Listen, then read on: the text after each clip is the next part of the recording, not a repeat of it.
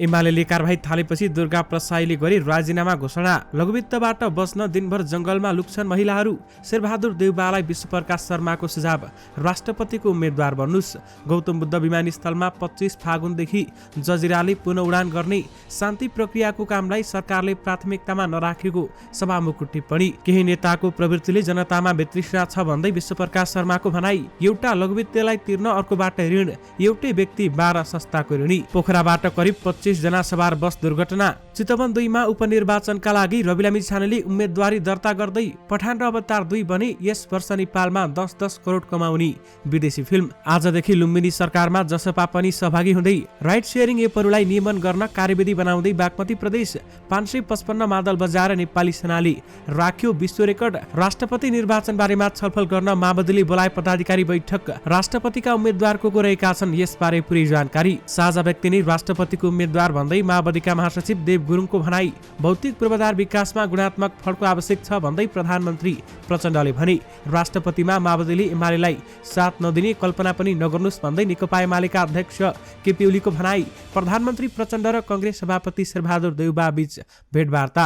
नेपालमा 33% घट्यो डिजेलको आयात। पूर्व राजाले सहकारीको हात बढाउँदा के भन्छन् दलका नेताहरू? राजाले गरेको आग्रहप्रति कुन कुन नेताहरूले के भने, यसबारे पुरै जानकारी। राष्ट्रपतिका विषयमा सहमति भएको छैन भन्दै उपाध्यक्ष सापकोटाले भने। दुर्गा प्रसाईद्वारा एमाले परित्याग गरेको घोषणा। चालक निदाउँदा पोखरामा बस दुर्घटना। बस चालकले रक्सी पिएर गाडी चलाएको पुष्टि। कांग्रेस सभापतिमा केन्द्रित हुँदा संगठन बनाउँदै एमाले र माओवादी। अब ग्राहकले चाहेको च्यानल हेर्न पाउने अला कार्ड प्रणाली लागू हुने। बालाजुमा आगजनी र लुटपाट प्रकरण, पक्राउ पर्नेको संख्या 46 पुग्यो। अरूलाई पनि खोज्दै प्रहरी। अबको राष्ट्रपति कांग्रेसबाट बन्नेमा शंका छैन भन्दै महामन्त्री शर्माले भने। राष्ट्रपतिमा सहयोग गर्न प्रधानमन्त्रीलाई कांग्रेस नेताहरूको आग्रह। चुनिया पक्षको संलग्नता भएका कुनै पनि आयोजनाको बिजुली नकिन्ने भारतको संकेत। राष्ट्रपति निर्वाचन बारेमा कांग्रेसलाई प्रधानमन्त्रीको जवाफ। पार्टीमा छलफल गरेर निर्णय दिन्छु। र भिडियोको अन्तिममा आजको स्वास्थ्य सम्बन्धी समाचारमा थेरापीबाट मोटोपन कसरी घटाउन सकिन्छ, यो सम्बन्धी जानकारी सहित देश विदेशका 30 महत्त्वपूर्ण खबर संक्षिप्त रूपमा लिएर आएका छौं। हाम्रो भिडियो सामग्री अन्तिम समय हेर्नुहोला। दर्शक महानुभावहरू नमस्कार। स्मार्ट खबरको न्यूज बुलेटिनमा यहाँहरूलाई हार्दिक स्वागत छ। म आर्यन नेउपाने। आज मिति विक्रम सम्वत 2079 साल फागुन 8 गते सोमबार, इस्वी सम्वत 2023 फेब्रुअरी 20 तारिक। सदाका दिन जस्तै आज पनि देश दुनियाँका ताजा अनि महत्त्वपूर्ण खबर अपडेट सहित तपाईहरु माझ उपस्थित भइसकेका छौं। हामीले प्रस्तुत गरेका समाचार सामग्री मन परेका छन् भने कृपया यो भिडियो सामग्रीमा एउटा लाइक अवश्य गरिदिनु होला। पलपलको न्यूज अपडेटका लागि हाम्रो च्यानललाई सब्स्क्राइब गरी नजिकै आउने बेल आइकनलाई क्लिक गर्नु होला। कहाँबाट हेर्दै हुनुहुन्छ अनि के कस्तो लाग्दैछ आफ्ना कुराहरू तलको कमेन्ट बक्समा कमेन्ट गर्नुहोला। आउनुहोस् दर्शक महानुभावहरू, आजका मुख्य समाचार सुरु गरौं। एमालेले कारबाही थालेपछि दुर्गा प्रसाईले राजीनामा घोषणा गरेको प्रसंगबाट। नेकपा एमालेले केन्द्रीय सदस्य दुर्गा प्रसाईलाई निष्कासनको प्रक्रिया अगाडि बढाएको छ। प्रदेश कमिटीले पार्टीको साधारण सदस्य समेत नरहने गरी निष्कासन गर्न सिफारिस गरेको केन्द्रीय सदस्य रबिन कोइरालाले बताउनुभयो। पार्टीको नीति र सिद्धान्त विपरीत गतिविधिमा संलग्न भएपछि निष्कासन गर्न सिफारिस गरेका छौं भन्दै कोइरालाले भने। अब पार्टी केन्द्रले त्यो प्रक्रिया पूरा गर्नेछ। प्रसाईले 1 फागुनमा पूर्व राजा ज्ञानेन्द्र शाहलाई सहभागी गराएर झापामा कार्यक्रम गरेका थिए। ज्ञानेन्द्र शाहलाई झापामै ल्याएर कार्यक्रम गरेपछि पार्टीबाट निष्कासन गर्ने निर्णय गर्नु परेको भन्दै केन्द्रीय सदस्य कोइरालाले भने। शुक्रबार बसेको प्रदेश कमिटीले प्रसाईलाई निष्कासनको सिफारिस गरेको उनले बताए। प्रदेश कमिटीको यस्तो निर्णयपछि प्रसाईले एमालेबाट राजीनामा दिने घोषणा गरेका छन्। आइतबार झापामा पत्रकारहरूसँग प्रसाईले काठमाडौँ गएर राजीनामा बुझाउने बताएका थिए। प्रसाईले गत वर्ष 26 मङ्सिरमा एमाले अध्यक्ष केपी शर्मा ओलीले केन्द्रीय सदस्य मनोनित गरेका थिए। उनलाई एमालेले उद्योग वाणिज्य तथा आपूर्ति विभागको सह इन्चार्जको जिम्मेवारी पनि दिएको थियो। यो विभागको इन्चार्ज मोती दुगड छन्। विशेष गरी एमालेले कारबाही थालेपछि दुर्गा प्रसाईले राजीनामा घोषणा गरेका छन्। दर्शक महानुभावहरू, पूर्व राजा ज्ञानेन्द्र शाहको सहकारीको प्रस्तावलाई कुन कुन नेताले के भनेका छन् त आउनुहोस् तपाईहरुलाई यसबारेमा जानकारी गराउँ। राजनैतिक दलहरूले पूर्व राजा ज्ञानेन्द्र शाहको सहकारीको प्रस्तावलाई अनावश्यक र औचित्यहीन भनेर टीका टिप्पणी गरेका छन्। 73औं प्रजातन्त्र दिवसको पूर्व सन्ध्यामा शनिबार पूर्व राजा शाहले मुलुक अधोगतिमा लागेको भन्दै प्रजातन्त्र जोगाउन राजनैतिक दल र राज संस्थाबीच सहकारीका लागि विलम्ब गर्न नहुने बताएका थिए। अब यो देश जोगाउन प्रजातन्त्रका लागि अपरिहार्य राजनीतिक दलहरू र लामो समय देशभक्तिपूर्ण ऐतिहासिक विरासत बोकेको राज संस्था आएर आपसी विश्वासका साथ सहकारीका लागि विलम्ब गर्नु हुँदैन भन्दै उनको वक्तव्यमा उल्लेख गरिएको थियो। पूर्व राजा शाहको उक्त प्रस्तावलाई नेपाली कांग्रेस, नेकपा एमाले र नेकपा माओवादी केन्द्रले औचित्यहीन भनेका छन्। राष्ट्रिय स्वतन्त्र पार्टीले अहिले कुनै टिप्पणी नगर्ने बताउँदा राष्ट्रिय प्रजातन्त्र पार्टीले भने सकारात्मक रूपमा लिएको छ। एमाले अध्यक्ष केपी शर्मा ओलीले ज्ञानेन्द्र शाहलाई आफ्नो वरिपरि 2-4 जना मानिस देख्ने बित्तिकै पुरानै झल्काउने टिप्पणी गरेको पनि बताएका छन् र मुलुकको अवस्था बिग्रिएको भन्दै ज्ञानेन्द्र शाहले टुलुटुलु हेरेर बस्दिन भनेको सन्दर्भमा पत्रकारले सोधेको प्रश्नमा ओलीले पूर्व राजामाथि प्रश्न उठाए। 240 वर्षभन्दा बढी उहाँहरूले नै चलाएको होइन र भन्दै उहाँले पनि बताउनुभयो 240-50 वर्षसम्म चलाउँदा उहाँले देशलाई के दिनुभयो, देशलाई विकासको गति कहाँसम्म लैजानु भएको थियो, त्यो तपाईहरूले देखिरहनु भएकै छ भन्दै ओलीले जवाब दिए। दर्शक महानुभावहरू, ओलीले पूर्व राजा शाहले राखेको सहकारीको प्रस्तावमाथि पनि जवाब फर्काएका थिए। कोसँग सहकारी ज्ञानेन्द्रजी आएर राजनीतिमा हिँडिराख्नु भएको छ, अस्ति मेचीमा गएर दियो बाल्नु भयो क्यारे भएकी छ त भन्दै उनले भने। दर्शक महानुभावहरू, त्यसै गरी यता कांग्रेसका वरिष्ठ नेता रामचन्द्र पौडेलले पनि पूर्व राजा शाहको सहकारीको प्रस्ताव स्वाभाविक नभएको बताएका छन्। पूर्व राजा ज्ञानेन्द्र शाहको सहकारीको प्रस्ताव स्वाभाविक छैन, राजनीतिक दललाई सहकारी गरौँ भन्नु उहाँको रहर होला, तर यसको आवश्यकता र औचित्य नभएको नेता पौडेलको जिकिर रहेको छ। त्यसै गरी नेकपा एमालेका उपाध्यक्ष सुभाष चन्द्र नेम्बाङले पनि पौडेलको धारणासँग मिल्दोजुल्दो टिप्पणी गरेका छन्। उनले पूर्व राजा शाहको अभिव्यक्तिप्रति सम्मान गरे पनि राष्ट्र संस्था नेपालमा इतिहास भइसकेको बताए। संविधानले उहाँलाई पनि अरू नागरिक जस्तै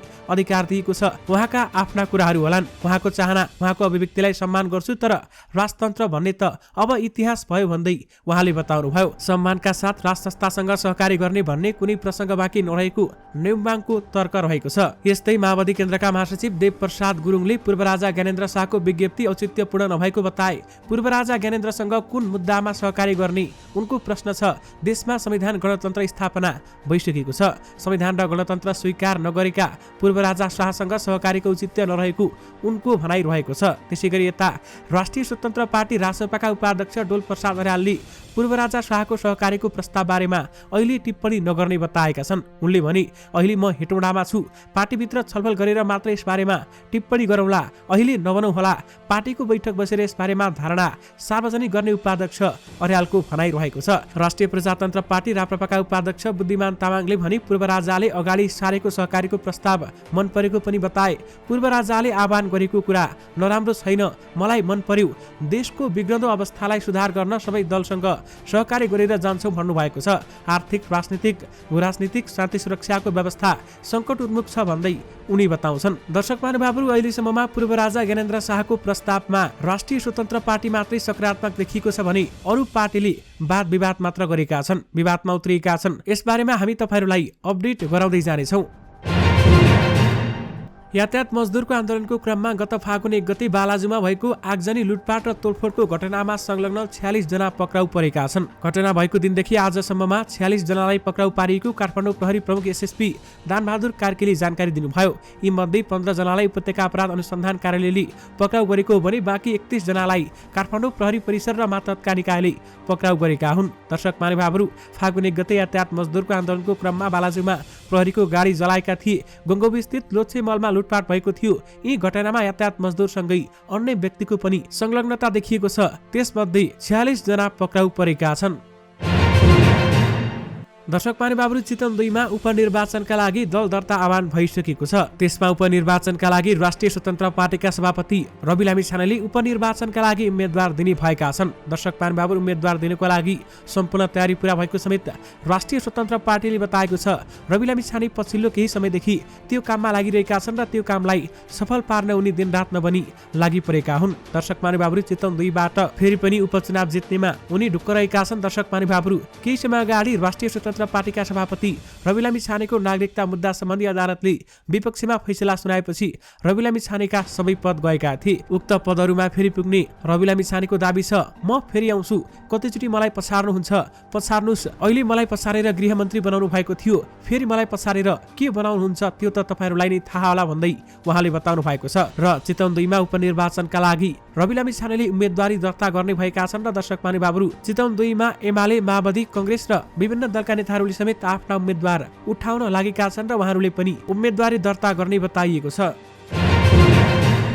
नेपाली सेनाले एकैचोटि 555वटा मादल बजाएर विश्व रेकर्ड राखेको छ। सेनाको दिवसको अवसर पारेर उक्त रेकर्ड कायम गरिएको नेपाली सेनाका प्राविधिक सेनानी दिनेश सुनाम बताउँछन्।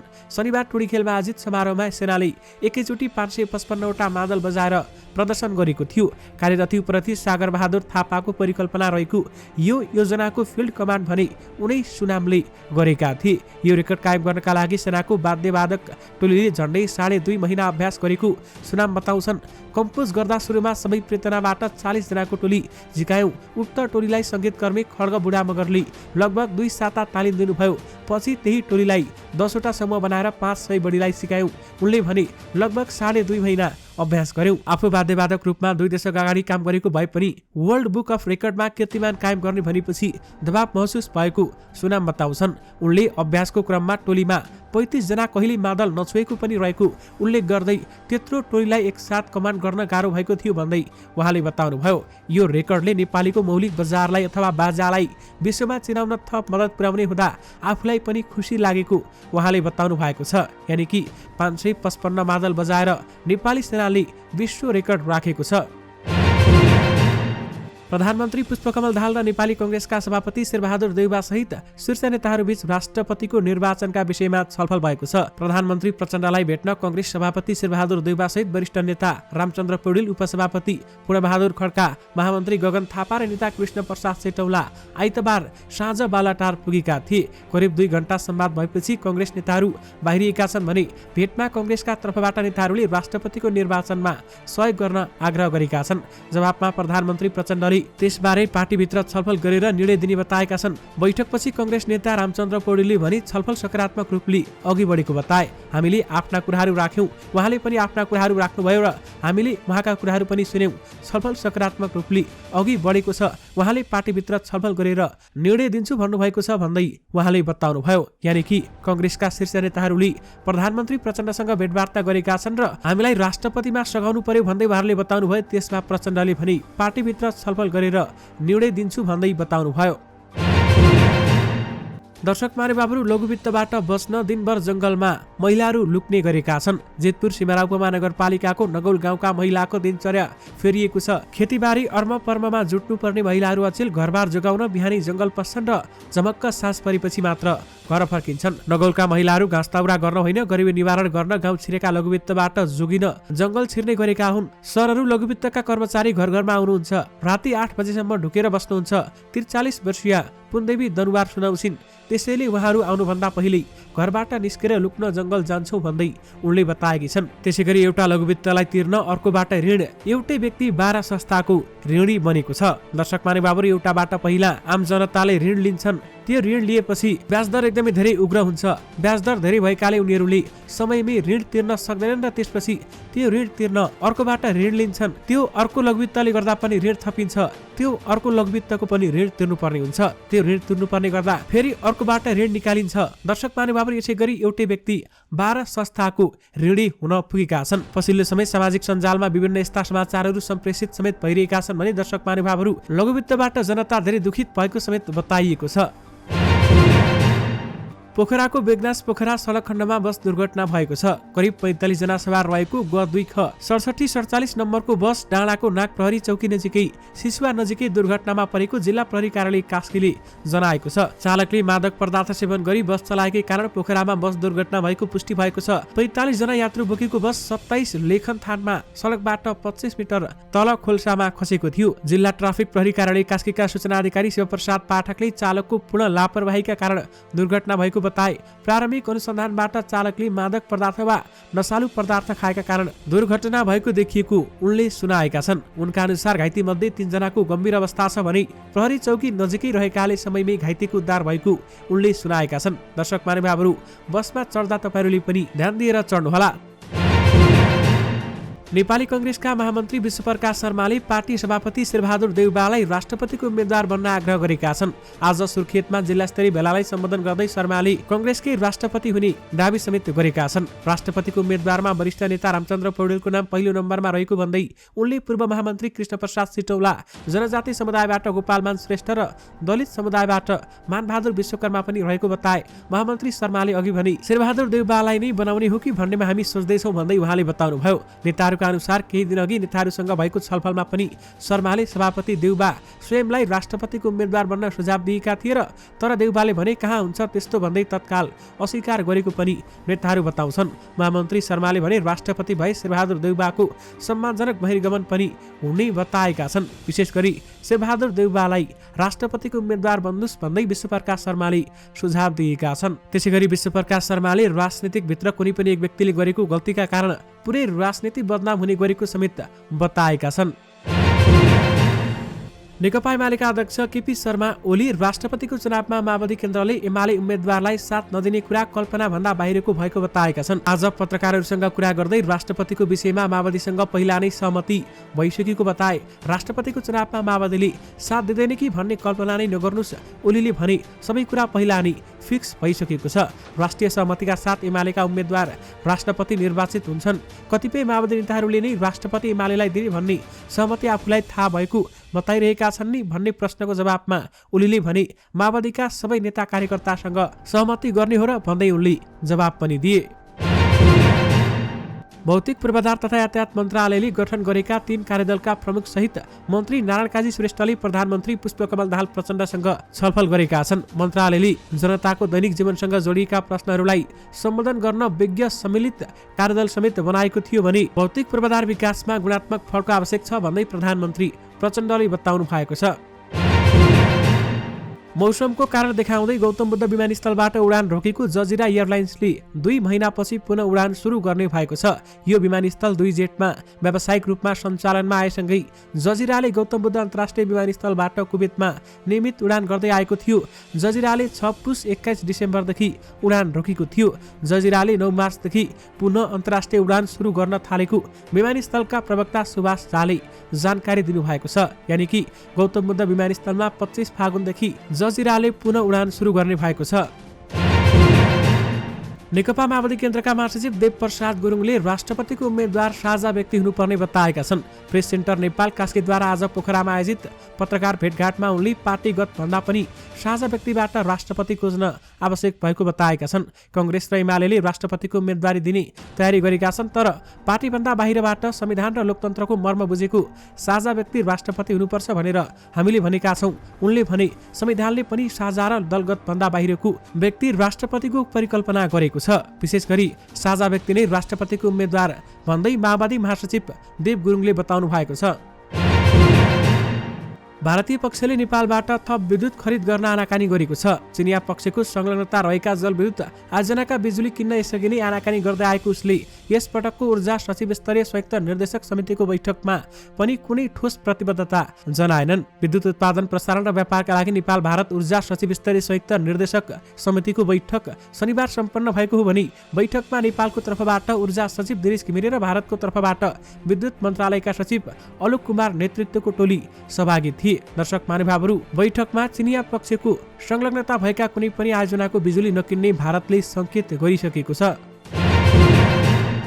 नेपाली ग्राहकले चाहेको मात्रै टिभी च्यानल हेर्न पाउने गरी सरकारले अला कार्ड प्रणाली सुरु गर्ने भएको छ। ग्राहक र टेलिभिजन सेवा प्रदायक दुवैलाई सहयोग पुग्ने गरी कानुनी व्यवस्था गर्न लागेको सञ्चार तथा सूचना प्रविधि मन्त्रालयले अलाट कार्ड सम्बन्धी कानुनी व्यवस्था गर्न सरकारवालासँग छलफल सुरु गरेको छ। मन्त्रालयका एक अधिकारीका अनुसार कुन कुन विषय समेट्ने भन्ने विषयमा समेत छलफल भइरहेको छ। टेलिभिजन वितरण सम्बन्धी प्रविधिमा एनालगबाट डिजिटल प्रविधिमा प्रवेश गरेसँगै पारदर्शिता सहित ग्राहकको सेवा गुणस्तर बढ्ने अपेक्षा गरिएको थियो, तर टेलिभिजन सेवा प्रदायकले आफ्नै हिसाबले प्याकेजिङ गरी ग्राहकसँग शुल्क लिने गरेका छन्। ग्राहकले कहिले नहेर्ने च्यानलको समेत पैसा तिर्नु परेको छ। विशेष गरी सेवा प्रदायकले विदेशी कम्पनीसँग च्यानल खरिद गरी आफ्नै हिसाबले प्याकेज गरी ग्राहकलाई बिक्री गर्दै आएका छन् र अलाकाट प्रणाली लागू हुँदा हेर्ने च्यानलको मात्र पैसा तिरी पुग्छ। स्टार, सोनी, जी मिडिया लगायतले नेपालबाट ठूलो मात्रामा रकम लैजाने गरेका छन्। यानि कि अब ग्राहकले चाहेको च्यानल हेर्न पाउने अलाकाट प्रणाली लागू हुने बताइएको छ।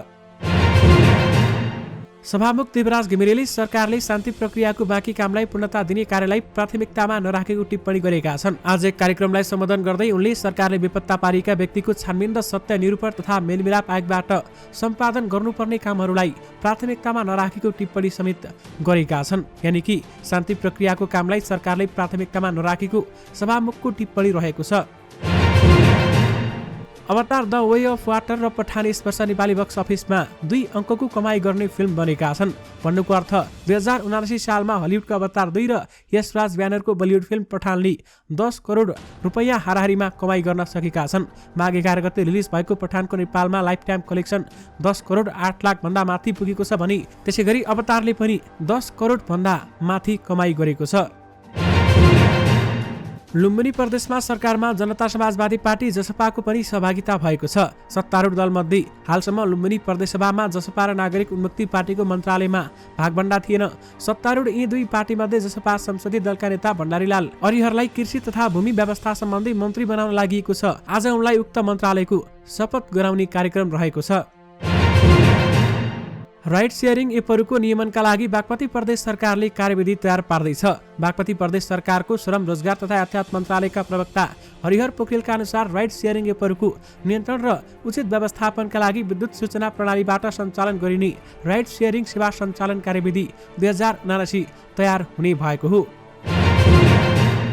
चालु आर्थिक वर्ष 2079-80मा डिजेल आयात वात्तै घटेको पाइएको छ। गत आर्थिक वर्षको 6 महिनाको तुलनामा चालु वर्षको सोही अवधिमा डिजेलको आयात वात्तै घटेको सरकारी तथ्याङ्कले देखाएको छ। भन्सार विभागबाट लिएर अर्थ मन्त्रालयले सार्वजनिक गरेको तथ्याङ्क अनुसार चालु आर्थिक वर्षको 6 महिनाको अवधिमा डिजेलको आयात 33.65%ले घटेको छ। आयात प्रभावित बनेपछि डिजेलबाट सङ्कलन हुने भन्सार राजस्व समेत प्रभावित बनेको छ। नेकपा माओवादी केन्द्रका उपाध्यक्ष तथा निवर्तमान सभामुख अग्निप्रसाद सापकोटाले राष्ट्रपतिको उम्मेद्वारमा राष्ट्रिय सहमतिका आधारमा निर्माण गर्नुपर्ने बताएका छन्। प्रेस सेन्टर सिन्धुलीले आज सिन्धुलीगढीमा आयोजना गरेको पत्रकार भेटघाट कार्यक्रममा उनले राष्ट्रिय सहमति बिना राष्ट्रपति चयन हुन नसक्ने बताएका हुन्। यानि कि राष्ट्रपतिका विषयमा सहमति भएको छैन भन्दै उपाध्यक्ष अग्नि सापकोटाले बताउनुभयो। दर्शक महानुभावहरू, आजको स्वास्थ्य सम्बन्धी समाचारमा थेरापीबाट मोटोपन कसरी घटाउन सकिन्छ आउनुहोस् तपाईहरुलाई यसबारेमा जानकारी गराउँ। अहिले बजारमा बेकाउ सूत्र हो मोटोपन घटाउने। मान्छेहरू मोटोपनबाट हैरान छ र उनीहरूलाई छिटो छरितो ढङ्गले शरीरको बोसो घटाउनु छ। त्यसैले त शहरमा मोटोपन घटाउने क्लिनिकहरू छ्यापछ्याप्ती भेटिन थालिएको छ। कसैले छिटो डाइट गराएर त कसैले थेरापीबाट मोटोपन घटाउने दावी गरिरहेका छन्। के उनीहरूले भने जस्तै ती विधि अपनाएर मोटोपन घटाउन सम्भव होला त? हेल्दी होम नेपालकै परामर्शदाता लक्ष्मी रोकाया भन्छन्, हामीले थेरापीबाटै 8 देखि 10 केजीसम्म तौल घटाउने गरेका छौं। 1 महिनाको अवधिमै त्यतिका तौल घट्ने उनको दावी रहेको छ। रोकाएका अनुसार हेल्दी होममा तौल घटाउन गएका व्यक्तिमा सबैभन्दा पहिले बीएमआई परीक्षण गरिन्छ भने जसको व्यक्तिको उचाइ अनुसारको तौल कति हुनुपर्ने हो भन्ने बताउँछ। उचाइ अनुसारको तौलका लागि कति किलो घटाउनु पर्छ भनेर पत्ता लगाइन्छ। त्यसपछि कोरियन र जापानिज थेरापी मार्फत नेचुरल उपचार विधि अपनाउने गरेका छौं। यो कोरियन अल्ट्रासोनिक थेरापी भनेपछि भिडियो एक्सरे गर्ने जस्तो प्रविधि हुन्छ। उनी भन्छन्, यहाँ जहाँ बोसो हुन्छ त्यहाँ मसाज गरिदियो भने फ्याटलाई ब्रेक गर्छ र त्यसपछि तातो पट्टी बाँधेर स्पेशल सेलुलाइड मसाज हुन्छ जसले बोसोलाई पगाल्छ। यस्तो प्रक्रिया पूरा गर्न लगभग 3 घण्टा जति लाग्छ। यस्तो प्रक्रियापछि आजको आजै 1-2 केजी तौल घट्छ भन्दै उहाँले बताउनुभयो। उनका अनुसार थेरापी मेसिनले छाला र बोसोको तहमा मात्र काम गर्छ, भित्रको अङ्गहरूमा यो पुग्दैन। त्यसैले यसको कुनै पनि नकारात्मक असर छैन भन्दै रोकाया भन्छन्। यद्यपि बजारमा प्रचलित मोटोपन घटाउने सूत्र त्यति विश्वसनीय मान्दैनन्। पोषणविद सञ्जय महर्जन 15 दिनमै मोटोपन घटाउँछौ भन्नु भनेको 7 दिनमै अङ्ग्रेजी सिक्नुहोस् भनेर गरेको विज्ञापन जस्तै हो। त्यसैले त्यो व्यावहारिक र उचित उपाय होइन। उनी भन्छन्, उनका अनुसार मोटोपन बढ्नुमा एउटा मात्र कारण हुँदैन। कुनै मोटोपन खानपानको कारण हुन्छ भने कुनै जीवनशैलीले गर्दा हुन्छ। कुनै मोटोपन औषधिको असरले पनि हुन्छ भने कुनै थाइराइड जस्तो रोगले, कतिपयमा भने वंशानुगत हिसाबले पनि मोटोपन बढ्ने गर्छ। मोटोपन के कारणले बढेको हो र त्यसलाई पहिलाएर मात्र सही विधि खोज्नुपर्ने हुन्छ महर्जन भन्छन्। किनभने सबै किसिमको मोटोपन खानाले मात्र बढेको हुँदैन। फिटनेस ट्रेनर प्रकाश केसी पनि मोटोपन हुने कारण भिन्न भिन्नै हुने भएकाले सोही अनुसार कुन विधि अपनाउने भन्ने कुरा टुङ्गो लाग्ने बताउँछन्। उनी के पनि भन्छन् भने मोटोपन घटाउने कुरा जादु गरे जस्तो छुमन्तर हुने होइन। यसको एउटा दीर्घकालीन योजना हुन्छ र त्यही अनुसार क्रमशः मोटोपन घटाउने हो भन्दै उहाँले बताउनुभयो। यिनै समाचार सामग्री सहित हामी समाचारको अन्त्यमा आइपुगेका छौं। प्रस्तुत गरेको समाचार सामग्री तपाईहरुलाई कस्तो लाग्यो? तपाईहरुका केही टिक्का टिप्पणी भए तलको कमेन्ट बक्समा लेखिदिनु होला। दैनिक रूपमा सत्य अनि तथ्य खबर अपडेटका लागि हाम्रो यस युट्युब च्यानललाई सब्स्क्राइब गर्न नबिर्सिनु होला। दिनभरको न्यूज अपडेट बेलुकी 6 बजे हाम्रो यस युट्युब च्यानलमा हेर्न सक्नुहुन्छ। जाँदा जाँदै तपाईलाई हामीले प्रस्तुत गरेको सामग्री मन परेको छ भने कृपया यो सामग्रीमा एउटा लाइक अवश्य पनि गरिदिनु होला। तपाईको बाँकी पल सुखद रहोस्।